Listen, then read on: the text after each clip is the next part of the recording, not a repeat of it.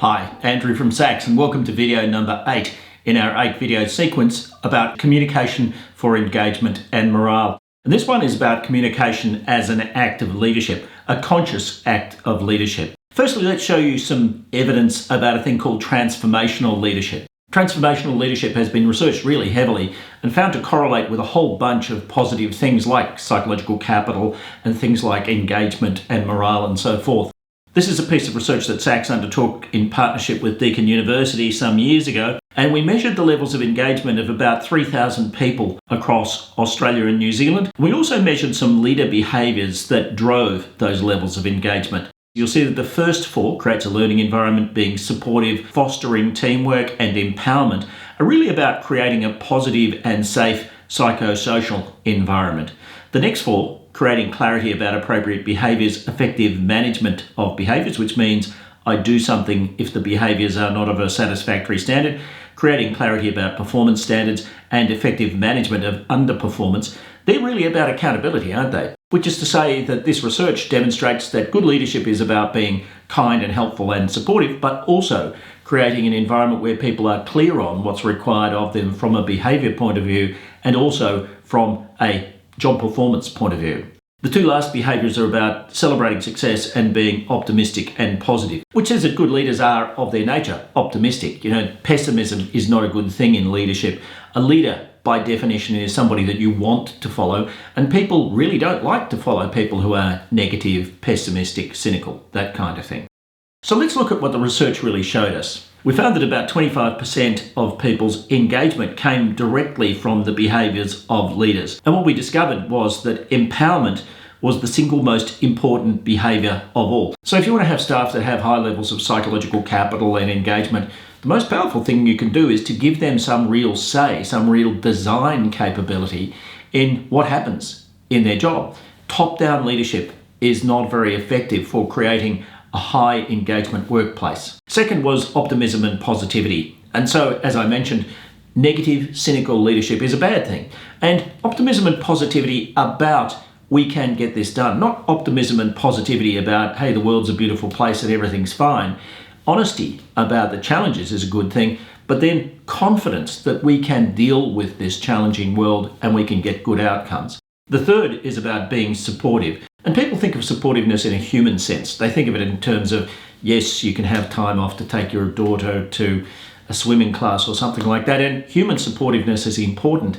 But people come to work to learn, to grow, and to build their skills. And so it's important to support people in terms of their career.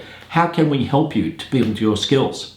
And finally, creating a learning environment. When people are highly passionate at work, it's usually because they're learning something. So these four behaviours, empowerment, optimism and positivity, being supportive and creating a learning environment, creates what could be called transformational leadership, or it's often called transformational leadership in the research. But as well as that, it can be called facilitative leadership, where you're leading like a facilitator rather than a boss. So the concept is that there are three models of leadership. And yes, of course, this is a simplification. It's not really three models of leadership. It's sort of like a continuum from top down to where you're acting like the boss. So this person is the boss, this person is the staff member, and this person is in effect telling this person what to do. It is fair to say that to be a good leader, you have to be able to do this. Whether it's individually, Mary Smith, please do that, or Bill Jones, please do that, or in a group, hey, Mary, Bill, and Joan, can you please do the following? That's top-down leadership. Second form of leadership is consultation, where you ask people's opinions, but still the leader makes up their own mind. Facilitative leadership, however, is where a leader gets a group together, and you'll see there are 10 people in this group, and they create subgroups. A group of 3, a group of 4, a group of 3, and the leader facilitates a process where these small groups have an opportunity to consider the challenge or the opportunity and to come up with their solutions at a small group level. This works really well because it means that even quite shy people will feel confident to participate in this process. You get the larger group to come together and they vote for the solution that they think is the best solution. Now, this is facilitative leadership, otherwise known as facilitative democracy. There are certain communication styles that can be appropriate for each of these styles of leadership. Empowerment's the single most effective thing that leaders can do to build levels of engagement amongst staff and stakeholders. Get a group of people together, Mary, Bill and Jane, can you come up with some solutions to this problem? Or Mary, Bill and Jane, here's a great opportunity. Can you come up with some ideas to make the most of it? Now the concept of empowerment here is that you're not empowering individuals. Yes, you will, of course, on occasions empower individuals. But people who are nervous about empowerment often think it's kind of empowering an individual to act like a czar or an emperor or something like that. What you're really doing in empowerment is you're empowering people to come together to create a solution. Now, when you do this on a group basis, the group tends to be self-regulating and it tends to cause good solutions and also not to have solutions that are too outlandish. I mean, there's a kind of a self-correcting aspect to group decision making, which can be really powerful. Let's talk about positivity. Positivity is contagious, so leader positivity influences followers' positivity, and that makes them increase their levels of psychological capital and performance.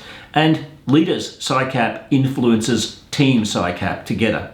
So the messages there are things like, we're a really strong team. We're going to get through this challenge. We all know we can achieve this goal. Let's get together and agree on a plan.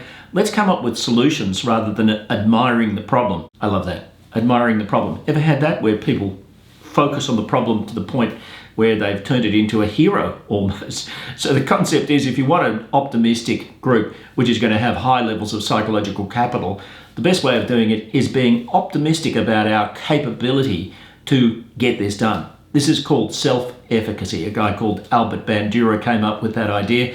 Self-efficacy is, well, I reckon I can get this done. Being optimistic about your capability as an individual or of the group capability is very good leadership. Supportiveness. Behaviours associated with supportiveness, taking an interest in employees, colleagues or stakeholders' interests outside of work, being understanding and respectful of work-life balance, but also helping staff members to optimise their capability and therefore career development. So messages of support might be, you're doing a great job. It might be things like, thank you for being such a valuable team member. I know I can rely on you. Of course you can take your daughter to the doctor. I want to help you achieve your ambitions is more work-related. Learning and development. Everybody tells me that they want employees who are passionate. If people have an opportunity to learn, then they tend to be more passionate. Leaders can sponsor learning and development by virtue of demonstrating that they're lifelong learners themselves. What can I learn out of this? How can I grow my skills? If a leader does that kind of stuff, it has an effect on staff that they see this as being a positive behaviour. They know that they like that behaviour and they are much more likely to adopt that behaviour. The mirror cells in people's brains, which cause us to harmonise our emotions and behaviours with other people, leaders have a big impact on the mirror cells of followers. And a leader who demonstrates commitment to learning will cause people to become almost unconsciously committed to learning themselves. Very powerful leadership. Encouraging people to learn on the job, seeking out opportunities for formal training when appropriate, and being prepared to admit the need for learning and growth. So here are some communication forms that might be appropriate. Let's buddy you up with Mary. She's an expert on this. Yes, this was a tough time, but a great learning experience for me. How about you? What are your learning ambitions for this year? So 8 videos on communication for engagement and morale. I hope that you've found them to be useful. Feel free to watch them in any sequence. They're designed to be able to stand on their own 2 feet. If you'd like any help with anything else, don't hesitate to click on the link near this video or be in touch through the SACS website.